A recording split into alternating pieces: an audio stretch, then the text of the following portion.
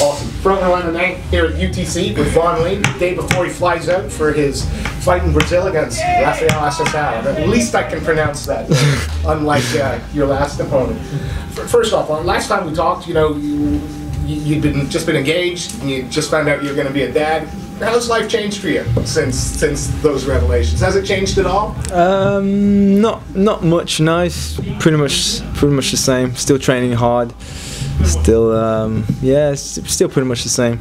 Do you find now that impending fatherhood and, you know, therefore, you know, more maturity, you know, is going to come as a, does that change how you approach the fight game now? Does it give you another reason to fight? Yeah, definitely. I think about it all the time. Do you know what I mean?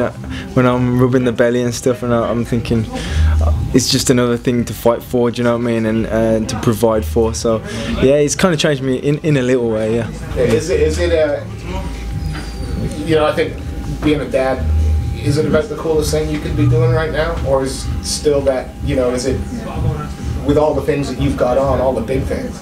Does it sort of still have to be? Do you have to put it to the back of your mind, or is it always there? I think it's always there, but to be honest, it is changing me. It's like, okay, I'm in the UFC now, and it's like I'm living my dreams, but I'm gonna be like married with kids soon, so I don't know what I want from life anymore. Do you know what I mean? It's crazy. I'm like, it's weird at the moment. Yeah, up and down. You know, the last fight you had, I don't, although impressive as the win was, it wasn't the kind of fight you wanted. Does this opponent, does Raphael give you a little bit of hope that you can actually showcase some of the things that we know that you're good at that you couldn't show it? Wembley? Yeah, definitely. I mean, Raphael's going to come to fight. Do you know what I mean? He's going to come try to take me out and take my head off. So that's what I like. Do you know what I mean? I like to be put in danger. Do you know what I mean? And that's how I respond. So definitely, yeah. I'll be able to showcase my skills a lot more in this fight. Yeah. And again, I'm going to talk about the last fight. The guy, obviously, it was, you know, he tried to just utilize wrestling. He tried to pin you down. You had to fight it off, and you know that Raphael isn't going to come and do that. How has that changed your training for this fight? Has there been any? Have you had to tweak anything for the opponent? Not really. I always train the same. Same amount of sparring. For my last fight, to be honest, I did tweak it for him. Just more takedown defense. I've still been training my takedown defense in this one because he likes to win the rounds. You know what I mean? Last couple of seconds, he goes for the takedown and stuff like that. So yeah, I've been still doing the same thing I do in all my camps. You're one of the more laid-back fighters that we ever meet. Usually very chilled, very relaxed, very soft-spoken, and I think that's just your personality. But how excited are you for a fight with, you know, this is a guy ranked in the top 10. I think a lot of people may not have seen this fight coming. How excited are you to get in there with somebody who's ranked up there?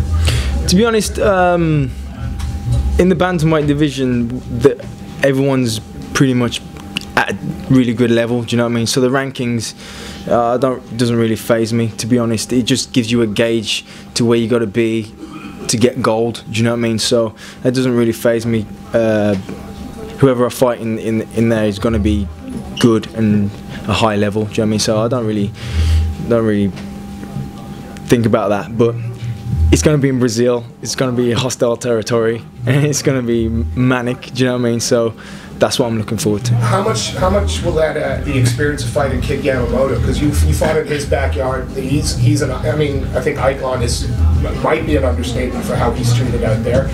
How do you think that's prepared you for what you're going to enter? Because the Brazilian crowds are pretty raucous. Yeah. Well, the Japanese crowd are probably the opposite to the Brazilian crowd. You know what I mean? Even though they were cheering pretty loud when we were there. I don't know how to prepare for this fight, to be honest. It's just going to be one of them mad experiences again, where like my first UFC fight where I saw everybody and it's like, so yeah, I think it's going to be different, but hopefully I can pull off the same result. He's gone the distance in sort of 3 of his last 4. He has he has a few knockouts, he has a few submissions, but he tends to go the distance. Again, is that something that you're hoping not to happen? Is this a fight you want to finish emphatically? Yeah, definitely. I mean, if we're both going out there swinging, one of us is going to get stopped and dropped. Do you know what I mean? Touch wood, not me. Do you know what I mean? So, yeah, if he doesn't hug me or try to waste time or numb the fight, you know what I mean, by just holding on, then someone's going to get finished. Yeah, definitely. Well, you took a sub of the award tonight in Japan. Which one do you want to take from Brazil? Fight of the night or knockout of the night, one of those. Maybe both. They have a yeah, maybe both. Yeah. Where do you feel that Assuncao's the most dangerous? Yeah, I mean, there's lots of footage on him, so you must have seen lots of fights. Where do you feel, that's what I've got to nullify? He's a good all-rounder, to be honest. I haven't seen him that much on the ground, but I'm ready to go anywhere it goes. But I think he's dangerous, just striking. Really, he's a really good striker. Good Thai boxing base. So yeah, it'll be good there. And this is the first fight of a new it's a 4-fight contract. Yeah. And this fight goes the way you want it to. All of a sudden, Vaughan Lee's going to be, your name's going to be up there with, Brad Pickett's and Mike Easton's and people like that. I know fighters don't like to pick their opponent, and you never do, but there must be somebody that you'd really enjoy getting in there and testing your skills with if this goes your way. So again, someone top 10. Who would that be? And not to call him out, but because that's the kind of competition. I know. I like Ivan Menjivar. He's a good martial artist. Good style. I think we would have a good fight. Uriah Faber, that would be a good fight. Well, we heard the rumors way back when. Yeah. Do you have any idea where that came from? Where the Vaughan Lee? Someone told me, but I don't know. I can't remember. But I don't know. That was mad. That was. Yeah. I don't know where that came from. I think it was before the Montanilla fight. Yeah. That was when the rumors came out. Mm-hmm. Again, you've got to train. You've been doing your training here at UTC Birmingham. Have you been moving around anywhere? Have you been going to any outside gyms, or has it all been? No, it's just all been here. Everyone keeps asking me, telling me and stuff. They're like, "Oh, I heard you train in America now and stuff like this, and you live in." I was like, "What?" No. Like 2 different people have said that to me, and I was like, "No, I'm based in Birmingham, UTC." Do you know what I mean? That's where I am, man. That's where I'm always going to be. Again, the fight goes the way you want it to. Do you see yourself staying UTC, or as the sort of level of competition continues to increase, do you see yourself perhaps doing 4 weeks out here? Oh yeah, depends. Yeah. I love going other places to train, Thailand and stuff like that, do you know what I mean? Just to change the environment. But this is my bread and butter, this is my base, do you know what I mean? But I love to go out and branch off and learn different things in different countries all around the world. So, yeah. You fly out tomorrow morning. For those of us sort of not involved in the fight game as such, what are the days leading up to the fight going to entail, especially when you're traveling to a foreign country? Do you have have you already got the days mapped out, or what kind of happens once you arrive? We get there, we probably train straight away. Do you know what I mean? Just acclimatise, get used to the heat and stuff like that. For the first couple of days, depending on the time difference, I'll probably be jet lagged, so I've got to get used to that.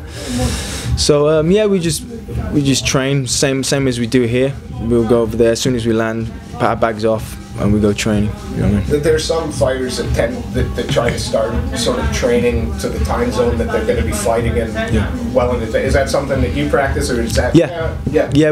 We did that for Japan, and we're doing that for this one as well. And how does that affect your lifestyle here? Again, especially you've got a fiance, wife, a baby. Does that cause havoc with that kind of thing when you have to change up what you're doing? Not really. I mean, she's pretty stable. She's good. You know, she knows this is my career and it's got to be done, and I'm doing it for her as well. Do you know what I mean? So everything just kind of falls into place. Yeah, it's all good. How excited are you about this fight? Pretty excited. Yeah, I'm ready to go. I've trained so hard for this fight. Do you know what I mean? So yeah, I feel good. I feel ready to go. I can't wait to experience everything when I get to Brazil. Do you know what I mean? Everything. No. But yeah, it's gonna be. Yeah, it's gonna be cool. Well, you know, what's the highlight of your UFC career been for you so far? Is it the obvious one? Is it the fight with Kid Yamamoto, or is there something behind the scenes or something that we didn't see that? Yeah, definitely the Kid Yamamoto fight. Do you know what I mean? It's highlight of my career. I think if I don't even win the next fight from now on, that's gonna be my favourite of all time. Do you know what I mean? And a question that most fighters hate, that I think we've probably asked it before, but is this the most important fight? Is this the biggest fight of your career? Is this the most important fight? Yeah, definitely. Every fight from now on is the most important fight of my career. That's why I train harder and harder each time. Do you know what I mean? So yeah, definitely. Well, I appreciate your time. Sorry, is dropping a weight class something that you consider? They asked me that today on ESPN, and I said, yeah, if I start getting bashed, like dominated in this weight class, then yeah, I'll definitely look to drop down. Is that going to be a weight cut that you're going to find relatively easy, or is that going to be a struggle? I'll have to lose a bit of muscle mass, but it won't be that much of a struggle. No. Not a lot of flyweights out there. Exactly.